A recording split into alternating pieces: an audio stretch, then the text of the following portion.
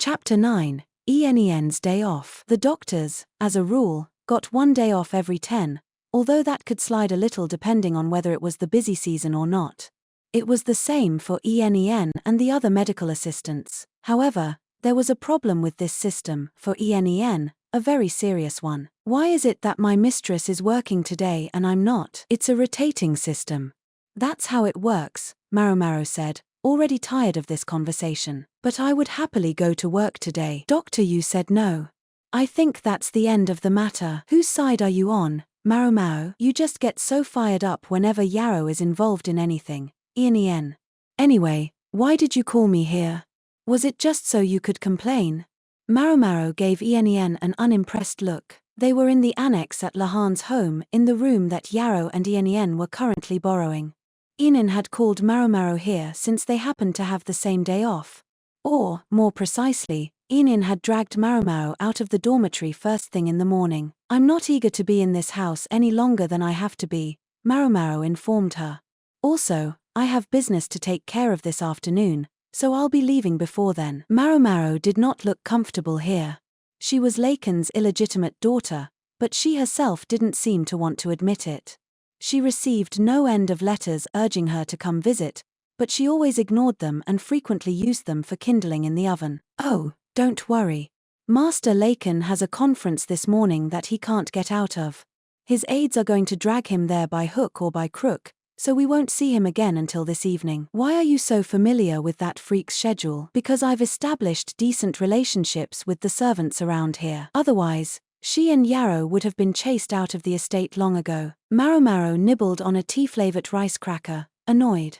Enen knew that Maomao liked salty things better than sweets, and enjoyed a good crunch. Similarly, she didn't like refined, expensive tea leaves as much as commoner's tea with its inconsistent and unpredictable flavor. Enen further knew that Maomao didn't eat as much as most people, but she was particular about taste. So if it wasn't just to complain, why did you call me here? Maomao asked, leaning back in her chair and crossing her legs. If she'd done that in front of Yarrow, Maomao knew Enen would have had some stern words for her, but since her mistress was absent today, Maomao would take the liberty of sitting how she pleased. It was the least she could ask, having allowed Enen to drag her out here. I know you've got a sharp intuition, Maomao. I'll bet you can guess. Well, you specifically brought me here when Yarrow isn't around, so I assume it has to do with her. And I assume it has to do with the fact that you cleared out of the dorms and came to live in this freak's house. You're just as perceptive as I'd hoped. Enen took a sip of tea. It was surprisingly good for the price, and she'd steeped it gently so it was fragrant. I want you to save my mistress from the evil hand of Master Lahan. Maomao didn't say anything. Instead she scowled, and then her mouth fell open. What kind of look is that? Enen asked. Oh, it's nothing. That look was definitely something, but Enen knew it wouldn't be any use pressing the point. Part of being a grown-up was choosing not to pursue something you already understood. My point is, my mistress is still so young. I'm sure Master Lahan must be leading her on somehow. Oh, yeah. What's with the distant look in your eyes? There's no distant look in my eyes, Maomao said, but she didn't sound very convincing. There was no emotion in her tone. If you say so, Enen grumbled. Maomao might not be very interested in the subject, but as Lahan's little sister, Enen thought she ought to take some responsibility. Enen had regrets. She'd been sure that Lahan was only interested in older widows. He was tousle-haired and had fox-like eyes. It wasn't that he was unbearable to look at, but it was hard to call him handsome. Above all, he was shorter than Yarrow. That's not very nice to say, even if it is true, Maomao said. Apparently the voice of Enen's heart had slipped out and reached her. What does my mistress see in a man like him? I see. It's Yarrow who wants to stay here, and is inventing reasons not to leave. You, Enen, would love to get out of here and put some distance between you and Lahan, but you can't go against your precious Yarrow, which is why you want me to do something. Well, yes. Maomao's face made it clear that she did not think much of this idea. Then again, that was how she looked about most ideas. My mistress is so young still. I'm sure she's just confused. Oh, no doubt. Otherwise, such a shrimpy, tousle-haired, fox-eyed little man would never. You're saying it out loud again. Enen clenched her fist. Maomao seemed to have some sort of thoughts on the matter. What is it? You have a problem? Ian asked. No. Confused Yarrow might be, but I've started to realize that she's not the kind to be too concerned about outward appearances. Of course not, she's my mistress. She would never be so shallow as to judge people on their looks. Maomao didn't say anything, but gave Ian a skeptical look. What? Why are you staring at me? Said Ian. Oh, it's nothing.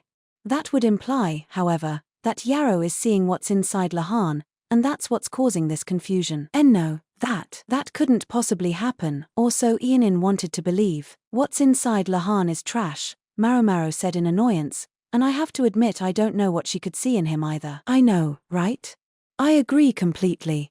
He's the most awful person. He tried to chase us out of his house because he claimed it wasn't good for two unmarried young women to be living here. But you don't want to stay here, do you?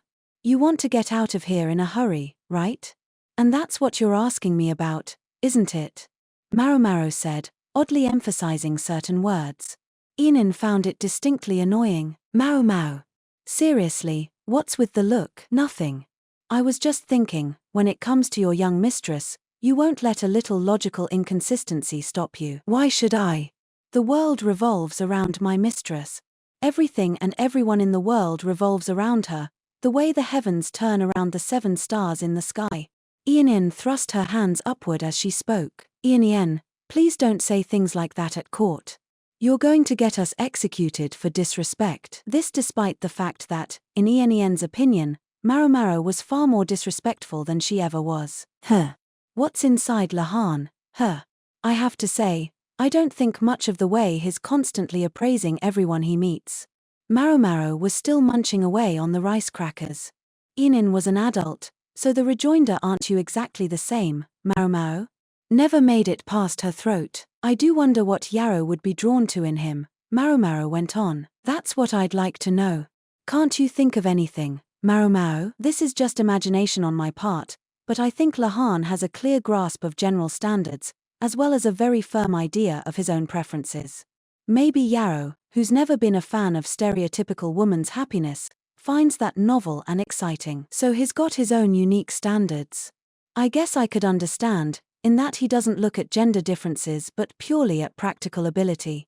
I guess the La clan is full of people like that, folks like you and Master Laken. Maomao bristled. I am not like that. And would you kindly not speak that freak's name in front of me? Surely I can at least say his name. Don't you feel like if you say it, he might suddenly appear behind you? Okay, yeah, I can see that. Ian had experienced it more than once herself. When there was talk that Laken found interesting, he would just suddenly show up. So he judges people by their abilities, without considering whether they're supposedly important, or their length of service, or even whether they're male or female. In a way, you could say he's almost Yarrow's ideal man, said Maomao. Ideal? Absolutely not, Ian said, veritably shaking as she rebuffed the idea. There are lots of fine gentlemen so much more suited to my mistress. To suggest that Master Laken is her ideal, that's not the ideal I'm talking about. But anyway, does this mean that you do have it in mind to see Yarrow married, Ian? Yes, she should have a husband. As long as he meets my standards. I don't think that's going to happen in this lifetime, Maomao said.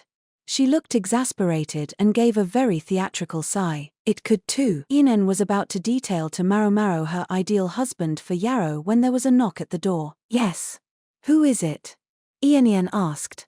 Maomao hid in the shadows, alert to the possibility that it might be Laken. Please pardon me, said a voice. It wasn't Laken, but a boy whose voice had yet to change. Siphon, the 4th child, entered the room. He was one of the kids who worked at Laken's estate, and he was very clever. Lahan didn't accept rent, so Ian gave money to Siphon instead. There was no risk of him embezzling. He knew it would be idiotic to try to skim some off the top. Laken would find out and chase him out of the house. What do you need? Ian asked. I've got company. I'm sorry, I realize that. However, I thought a moment when Lady Yarrow was out of the house would be a good time to speak to you. It has to be when my mistress is away. What do you mean? Sanfan wishes to meet with you, Lady Ian. Ian swallowed heavily. All right, well, it looks like you've got things to do. Maomao, sensing the perfect opportunity to escape, grabbed one more rice cracker. Ian clutched her wrist. "Come with me, won't you, Maomao?" "I couldn't. I'd only be a third wheel." Sanfan said it would be no problem. "In fact, she says she's tried to summon you repeatedly by letter," said Siphon. Maomao looked away pointedly. "Please tell her that Ian and Maomao will both come to see her." Ian smiled sweetly, while Maomao drew her lips back in a grimace.